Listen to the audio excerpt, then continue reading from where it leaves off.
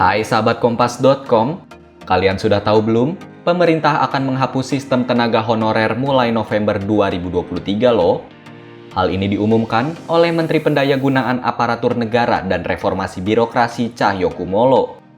Katanya sih, tenaga honorer akan digantikan dengan perekrutan pekerja ahli daya atau outsourcing.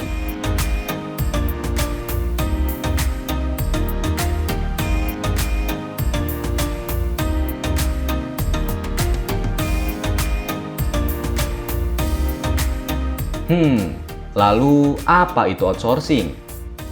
Menurut Undang-Undang Nomor 13 Tahun 2003, outsourcing adalah penyerahan sebagian pekerja kepada perusahaan lain melalui dua mekanisme, yakni perjanjian pemborongan pekerjaan atau penyediaan jasa pekerja.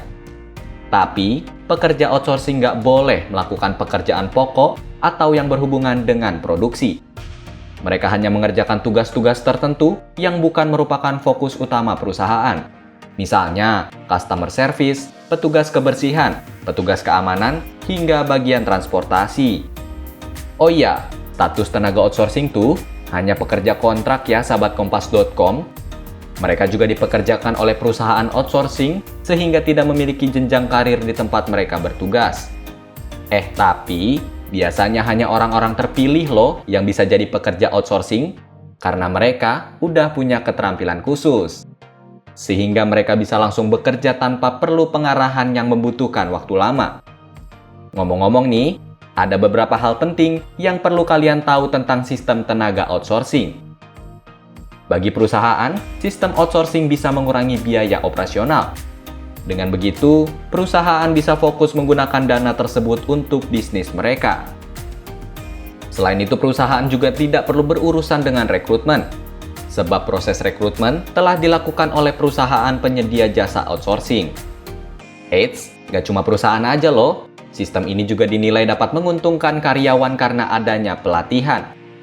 Dengan pelatihan, pekerja outsourcing bisa lebih mudah diterima karena sudah memiliki keahlian. Terus, apa aja ya kekurangan tenaga outsourcing? Bagi perusahaan, sistem ini bisa meningkatkan peluang terjadinya kebocoran informasi, terutama jika perusahaan itu menggunakan pekerja yang sifatnya teknis. Selain itu, perusahaan juga bisa jadi bergantung sama jasa tenaga outsourcing. Nah, kalau bagi karyawan, kekurangan sistem outsourcing adalah kesejahteraan yang kurang terjamin sahabat Kompas.com. Karena durasi kerja mereka cukup singkat dan gak ada jenjang karir, tunjangan, maupun benefit lainnya. Bahkan, tenaga outsourcing cenderung memiliki upah yang tidak menentu nih. Hal ini karena perusahaan penyedia jasa outsourcing bisa saja memberikan potongan pada penghasilan mereka. Karena itu, kalian yang bekerja sebagai tenaga outsourcing wajib banget mencermati kontrak kerja sebelum tanda tangan kontrak ya. Dan pilihlah perusahaan dengan sistem gaji yang transparan.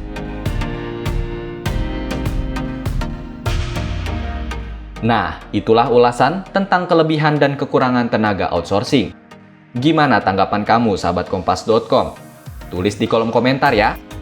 Dan jangan lupa, simak informasi menarik lainnya hanya di Oh Begitu Kompas.com, jernih melihat dunia.